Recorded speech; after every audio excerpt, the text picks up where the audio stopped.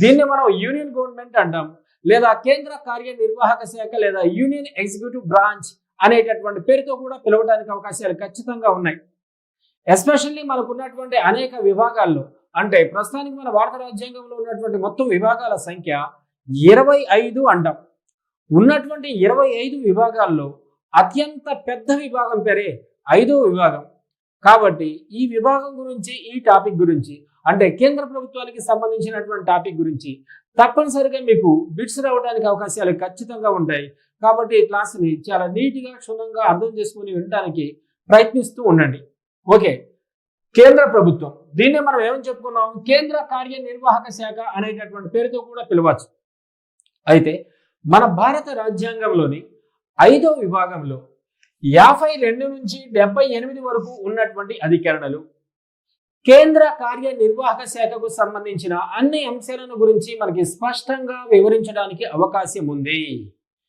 కేంద్ర ప్రభుత్వాన్ని మనం ఏ పేరుతో పిలుస్తాం, కేంద్ర కార్యనిర్వాహక శాఖ అనేటటువంటి పేరుతో కూడా పిలవచ్చు.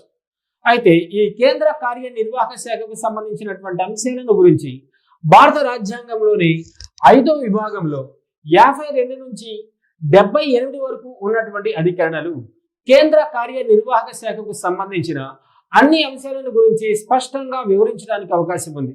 ఓకే, ఫస్ట్ వన్, కేంద్ర కార్యనిర్వాహక శాఖలో ప్రధానంగా ఎన్ని రకాల సభ్యులు ఉంటారు అంటే 4 రకాలుగా సభ్యులు ఉంటారు. కేంద్ర ప్రభుత్వం లేదా కేంద్ర కార్యనిర్వాహక శాఖ. ఈ కేంద్ర కార్యనిర్వాహక శాఖలో ఎన్ని రకాలుగా సభ్యులు ఉంటారు, 4 రకాలుగా సభ్యులు ఉంటారు. వారిలో ఫస్ట్ వన్ రాష్ట్రపతి మరియు ఉపరాష్ట్రపతి. సెకండ్ వన్ ప్రధానమంత్రి మరియు కేంద్ర మంత్రి మండలి. Third one attorney general. ఇతన్నే మనం మన భారతదేశపు ప్రథమ న్యాయాధికారి అనేటటువంటి పేరుతో కూడా పిలుస్తాం. అండ్ ఆల్సో లాస్ట్ వన్ శాశ్వత ప్రాతిపదికన ఎంపికైనటువంటి కేంద్ర ప్రభుత్వ ఉద్యోగులు. వీళ్ళందరినీ కూడా మనం ఏ విభాగంలో పార్ట్స్గా, ఏ విభాగంలో భాగంగా చెప్పుకుంటామంటే కేంద్ర కార్యనిర్వాహక శాఖలో భాగంగా, అంతర్భాగంగా చెప్పుకుంటాం. కాబట్టి కేంద్ర కార్యనిర్వాహక శాఖలో ఎన్ని రకాలుగా సభ్యులు ఉంటారు, 4 రకాలుగా సభ్యులు ఉంటారు. దాంట్లో ఫస్ట్ వన్ రాష్ట్రపతి, ఉపరాష్ట్రపతి. సెకండ్ వన్ ప్రధానమంత్రి, కేంద్ర మంత్రి మండలి. Third one attorney general. And also last one శాశ్వత ప్రాతిపదికన ఎంపికైనటువంటి కేంద్ర ప్రభుత్వ ఉద్యోగులు. వీళ్ళందరూ కూడా కేంద్ర కార్యనిర్వాహక శాఖలో అంతర్భాగంగా కొనసాగడానికి అవకాశం ఉంది. అయితే ఫస్ట్ వన్ ఎవరి గురించి చెప్పుకోవాలి, రాష్ట్రపతి గురించి చెప్పుకోవాలి. నిజంగా మన భారతదేశ ప్రథమ పౌరుడే రాష్ట్రపతి.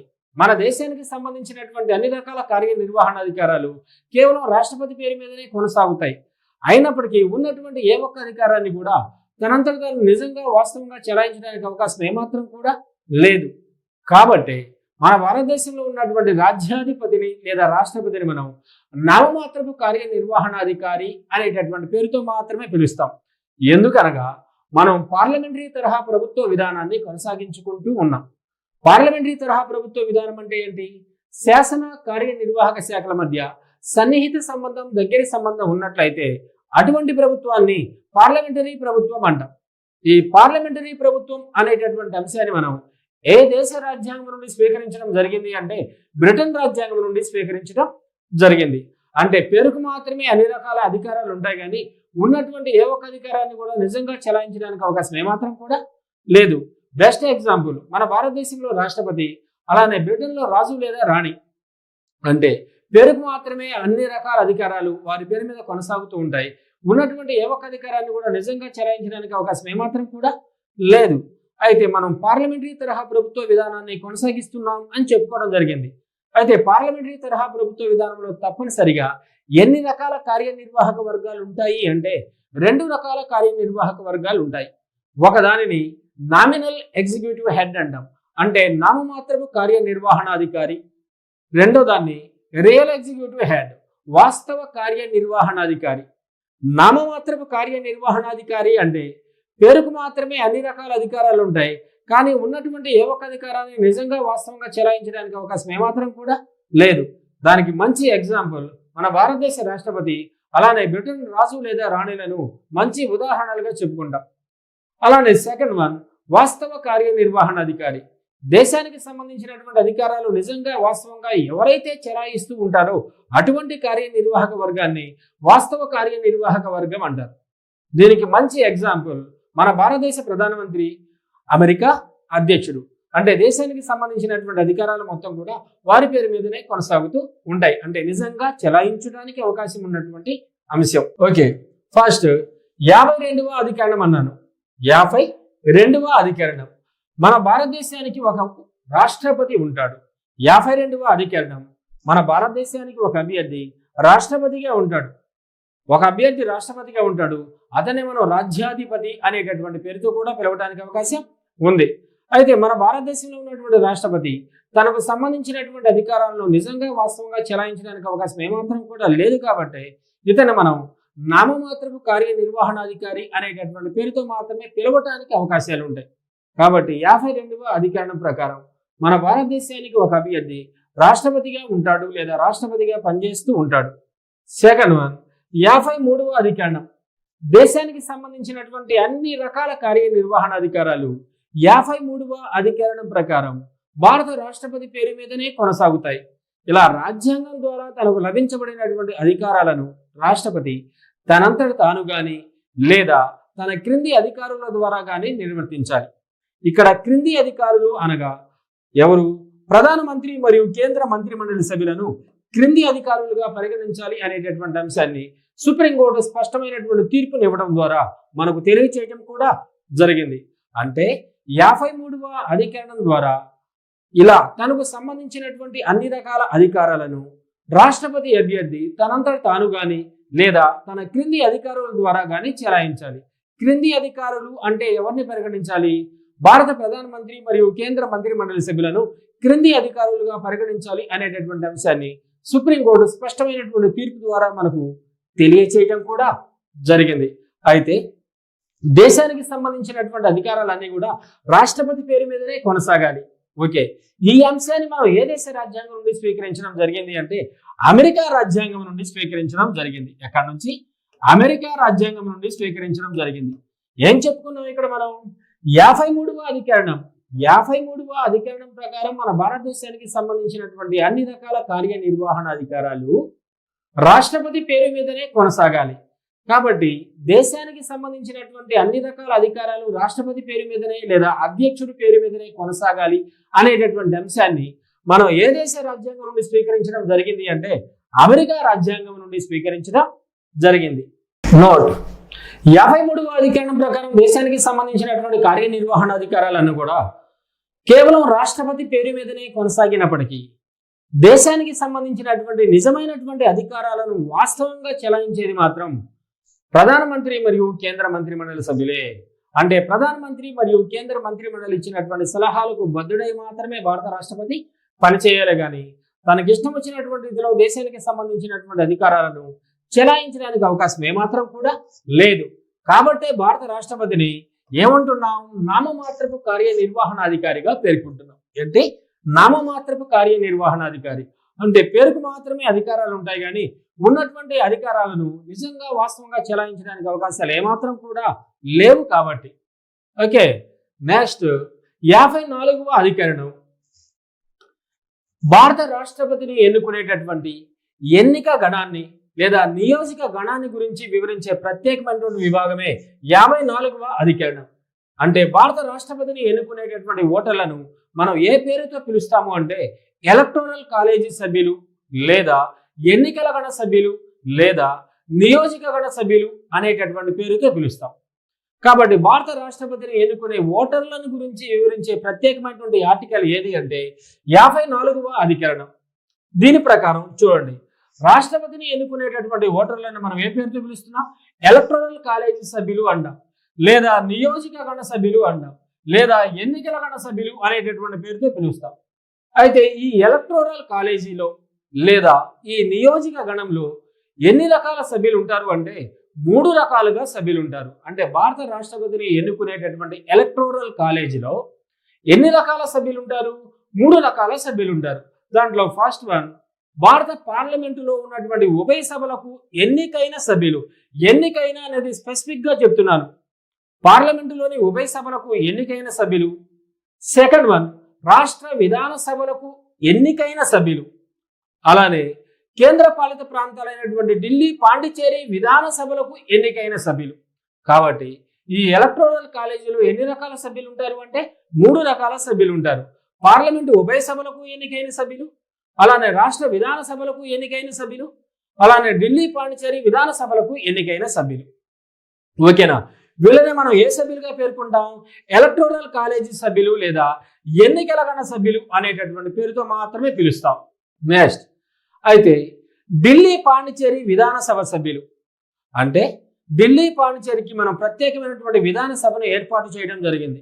కాబట్టి ఢిల్లీ, పాండిచేరి విధాన సభ సభ్యులు రాష్ట్రపతి ఎన్నికల్లో తమకున్నటువంటి ఓటు హక్కును వినియోగించుకోవడానికి 1992 సంవత్సరంలో 70వ రాజ్యాంగ సవరణ చట్టాన్ని ప్రత్యేకంగా రూపొందించడం జరిగింది. ఈ ఢిల్లీ, పాండిచేరి విధాన సభ సభ్యులు ఓటు హక్కును వినియోగించుకోవడానికి. ఓకేనా? అయితే ఈ 70వ రాజ్యాంగ సవరణ చట్టం ఎప్పటి నుంచి అమల్లోకి వచ్చింది అంటే 1995 జూన్ 1వ తారీఖు నుండి అమల్లోకి వచ్చింది. అయితే రాష్ట్రపతి ఎన్నికల్లో మొదటిసారిగా ఢిల్లీ, పాండిచేరి విధాన సభ సభ్యులు ఎప్పటి నుండి తమ ఓటు హక్కును వినియోగించుకోవడం జరుగుతుంది అంటే 1997 సంవత్సరం నుండి రాష్ట్రపతి ఎన్నికల్లో ఢిల్లీ, పాండిచేరి విధాన సభ సభ్యులు తమకు సంబంధించినటువంటి ఓటు హక్కును మొదటిసారిగా వినియోగించుకోవడం జరిగింది. ఓకేనా? అభ్యర్థులు స్పష్టంగా మరొకసారి గుర్తించవలసినటువంటి అంశం, ఢిల్లీ, పాండిచేరి విధాన సభ సభ్యులకు రాష్ట్రపతి ఎన్నికల్లో ఓటు హక్కును కల్పిస్తూ చేసినటువంటి రాజ్యాంగ సవరణ ఎన్నోది? 70వ రాజ్యాంగ సవరణ. ఏ సంవత్సరం రూపొందించడం జరిగింది? 1992. ఎప్పటి నుండి 70వ రాజ్యాంగ సవరణ చట్టం అమల్లోకి వచ్చింది? 1995 జూన్ 1. అయితే మొదటిసారిగా రాష్ట్రపతి ఎన్నికల్లో ఢిల్లీ, పాండిచేరి విధాన సభ సభ్యులు ఏ సంవత్సరం నుండి లేదా ఎప్పటి నుండి తమకున్నటువంటి ఓటు హక్కును వినియోగించుకుంటున్నారు? 1997 సంవత్సరం నుండి రాష్ట్రపతి ఎన్నికల్లో ఢిల్లీ, పాండిచేరి విధాన సభ సభ్యులు తమ ఓటు హక్కును వినియోగించుకోవడం జరుగుతుంది. ఓకే, నెక్స్ట్ అయితే రాష్ట్రపతి ఎన్నికల్లో ఓటు విలువ అనేది రాష్ట్రానికి మారుతూ ఉంటుంది. అంటే ఎమ్మెల్యేల ఓటు విలువ ఒక రాష్ట్రానికి మరొక రాష్ట్రానికి మారుతూ ఉంటుంది. ఎందుకు? ఆ రాష్ట్ర జనాభా నిష్పత్తిపై ఆధారపడి ఆ ఓటు విలువను మనం క్యాల్కులేట్ చేయడానికి అవకాశాలు ఉన్నాయి. కాబట్టి ఎమ్మెల్యే ఓటు విలువ ఈజ్ ఈక్వల్ టు ఈ సిద్ధాంతం, ఈ సూత్రం చూడండి, రాష్ట్రం మొత్తం జనాభాపై ఎన్నికైన విధానసభ సభ్యుల సంఖ్య ఇంటూ 1/1000. కాబట్టి ఈ విధంగా ఒక రాష్ట్రానికి సంబంధించినటువంటి ఎమ్మెల్యే ఓటు విలువను మనం క్యాలిక్యులేట్ చేయడానికి లేదా లెక్కించడానికి అవకాశాలు ఉంటాయి. ఓకే, అలానే రాష్ట్రపతి ఎన్నికల్లో అత్యధిక ఓటు విలువ ఉన్నటువంటి రాష్ట్రం, రాష్ట్రపతి ఎన్నికల్లో అత్యధిక ఓటు విలువ ఉన్నటువంటి రాష్ట్రం ఉత్తరప్రదేశ్, దాని ఓటు విలువ 208. అలానే రాష్ట్రపతి ఎన్నికల్లో అతి తక్కువ ఓటు విలువ ఉన్నటువంటి రాష్ట్రం సిక్కిం, దాని ఓటు విలువ కేవలం 7.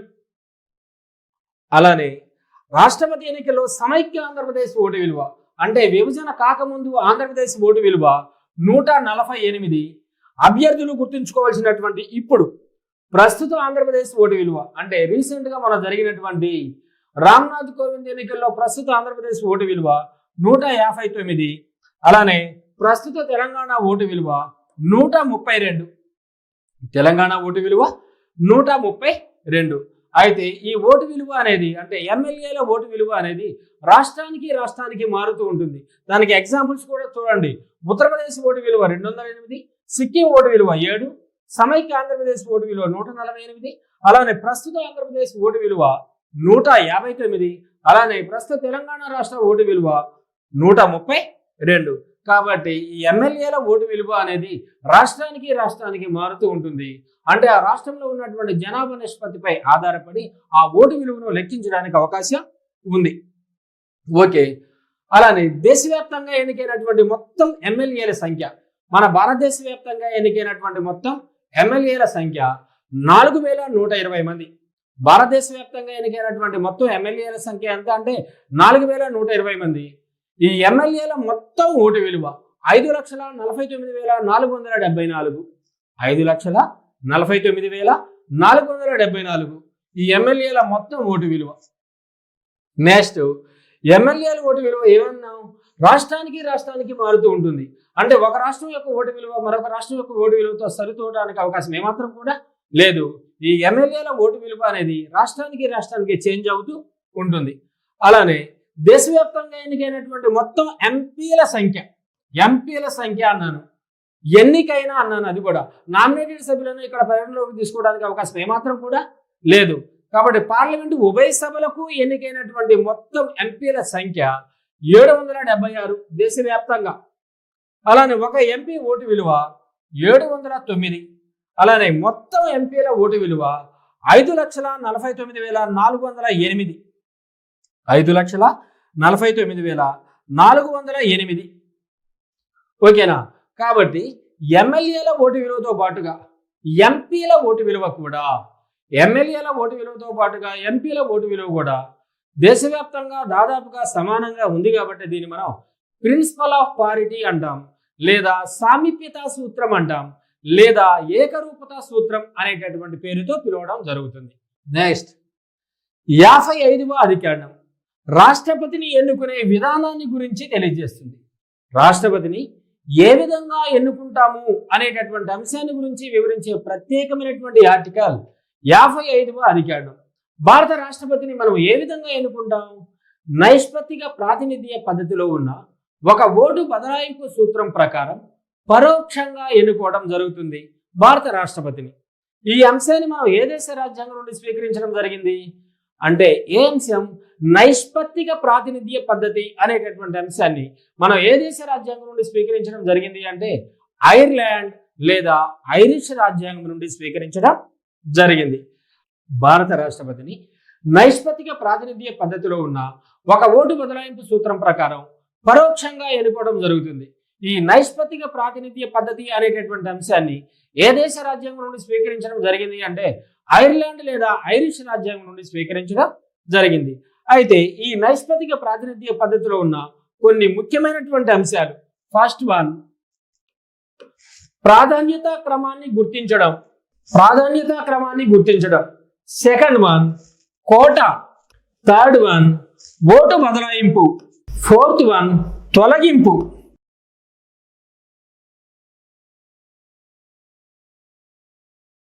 నైష్పత్తిక ప్రాతినిధ్య పద్ధతిలో ఉన్నటువంటి అత్యంత ముఖ్యమైనటువంటి అంశాలు: ఫస్ట్ వన్, ప్రాధాన్యతా క్రమాన్ని గుర్తించడం.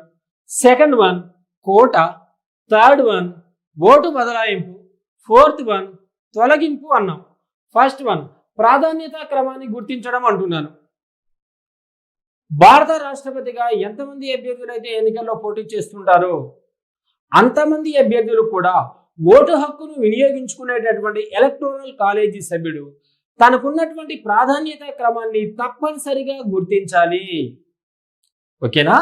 ఓటు హక్కును వినియోగించుకునేటటువంటి ఎలక్టోరల్ కాలేజీ సభ్యుడు ఎంతమంది అభ్యర్థులు అయితే భారత రాష్ట్రపతి అభ్యర్థులుగా ఎన్నికల్లో పోటీ చేశారో అంతమంది అభ్యర్థులకు తనకు ఇష్ట ప్రకారం ప్రాధాన్యత క్రమాన్ని, అంటే తన దృష్టిలో మొదటి ప్రాధాన్యత ఎవరికి, రెండెవరికి, మూడో ప్రాధాన్యత ఎవరికి అనేటటువంటి ప్రాధాన్యత క్రమాన్ని తప్పనిసరిగా గుర్తించాలి.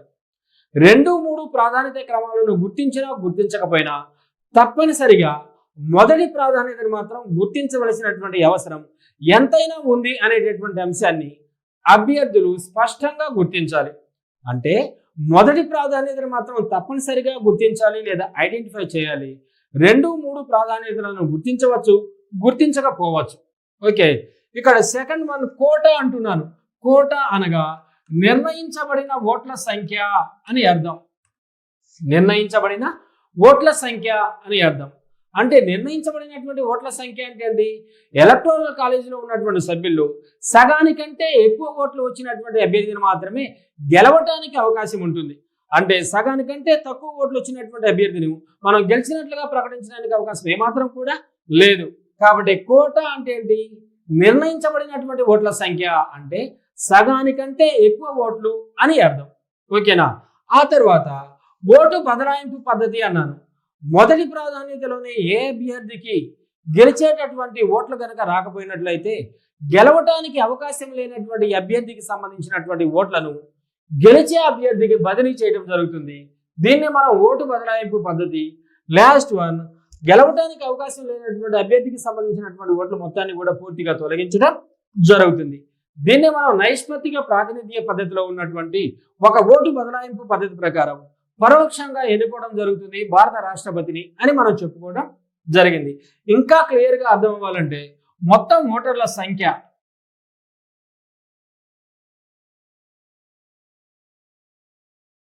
100. ఓకేనా? కోట అనగా అంటే సగానికంటే ఎక్కువ ఓట్లు అని అర్థం. అంటే 100లో ఎన్ని?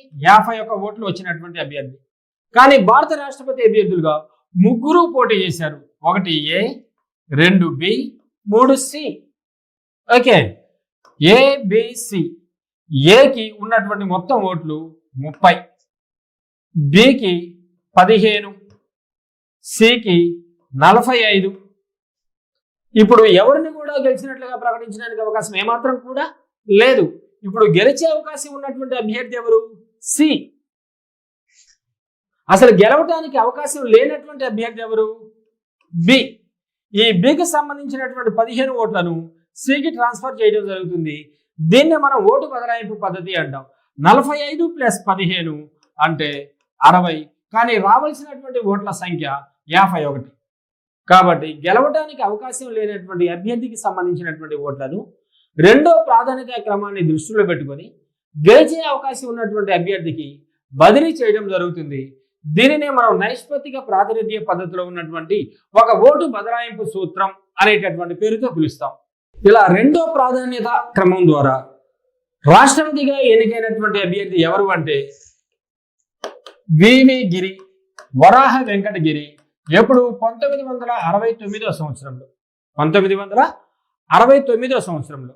ఓకే, అయితే ఇక్కడ చూడండి, 1969 సంవత్సరంలో రాష్ట్రపతి అభ్యర్థులుగా పోటీ చేసినటువంటి వాళ్ళు first one V V Giri, second one Neelam Sanjiva Reddy, third one C D Deshmukh. Okay, V V గిరికి మొదటి ప్రాధాన్యత 1వ ప్రాధాన్యత ప్రకారం వివి గిరికి 44.3% ఓట్లు వచ్చాయి.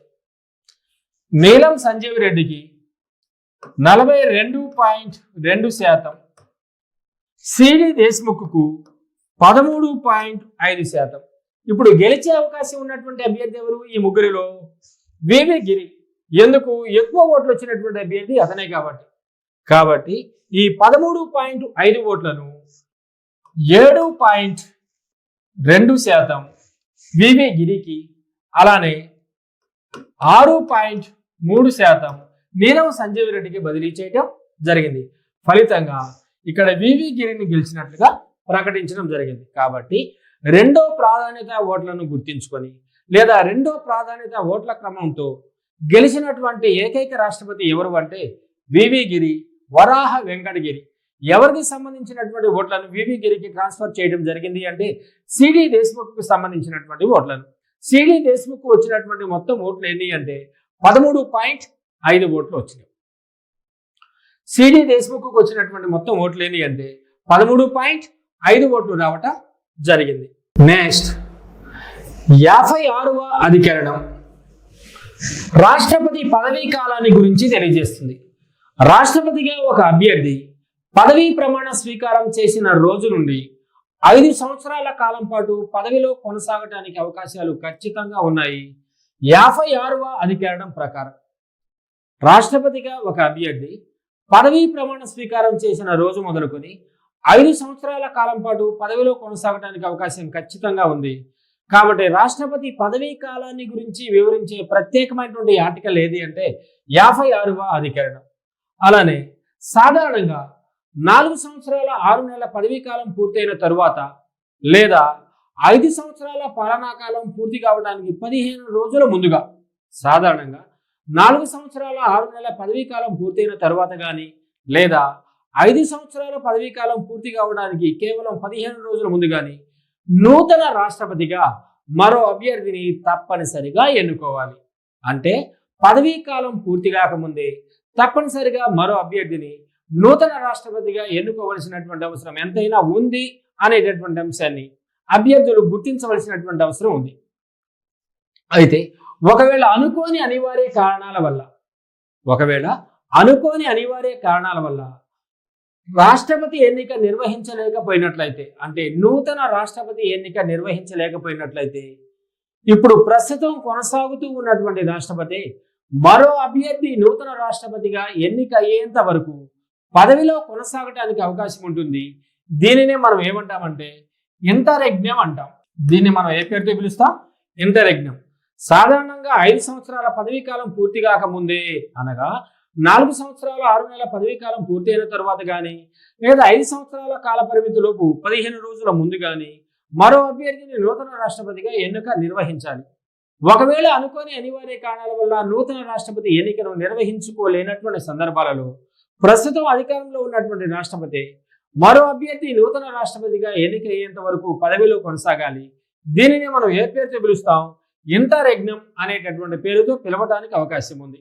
నెక్స్ట్, అయితే రాష్ట్రపతి ఎన్నికల్లో రిటర్నింగ్ ఆఫీసర్గా, అంటే ఎన్నికల అధికారిగా, రాష్ట్రపతి ఎన్నికల్లో రిటర్నింగ్ ఆఫీసర్గా లేదా ఎన్నికల అధికారిగా ఒకసారి లోక్సభ సెక్రటరీ జనరల్, మరొకసారి రాజ్యసభ సెక్రటరీ జనరల్ రొటేషన్ ప్రాతిపదికన ఈ రిటర్నింగ్ ఆఫీసర్ పదవిని నిర్వర్తించడం జరుగుతుంది.